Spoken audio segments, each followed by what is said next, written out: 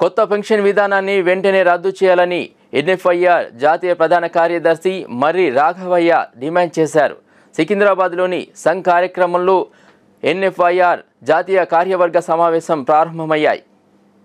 రైల్వేలను కాపాడుకోవడం కోసం పలు తీర్మానాలు చేసినట్లు మర్రి రాఘవయ్య తెలిపారు. రైల్వేల ప్రైవేటీకరణ వలన కార్మికులతో పాటు సామాన్య ప్రజలు ఎక్కువగా నష్టపోతారని పేర్కొన్నారు. ఎట్టి పరిస్థితుల్లో రైల్వేల ప్రైవేటీకరణను అడ్డుకుంటామని అన్నారు. ప్రైవేటు పరం చేయడం వల్ల సామాన్యునికి అందుబాటులో రైల్వే ప్రయాణం వారికి దూరం చేయడమేనని వివరించారు. ఇకనైనా రైల్వేల ప్రైవేటీకరణ విధానాల నుంచి వైదొలగాలని అన్నారు.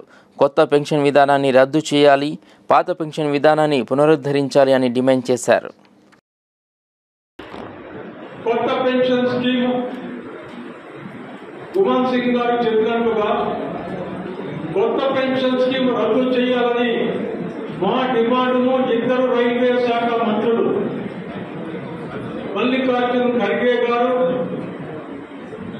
సురేష్ ప్రభు గారు అంగీకరించి రైల్వేలో కార్మికులు 70,000 కిలోమీటర్ల రైలు మార్గం వెంబడి 7,000కు పైబడి రైల్వే స్టేషన్స్ లో పని చేస్తూ ఎన్నో బాధలు అనుభవిస్తూ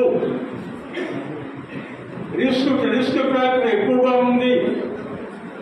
భారత సైనికులతో చేయాలా, కొత్త పెన్షన్ స్కీమ్ రద్దు చేయాలని మా డిమాండ్ను అంగీకరించి ఇద్దరు రైల్వే శాఖ మంత్రులు ప్రభుత్వానికి ప్రధానమంత్రికి ప్రతిపాదన పంపించారు. దీన్ని సాధించే వరకు 80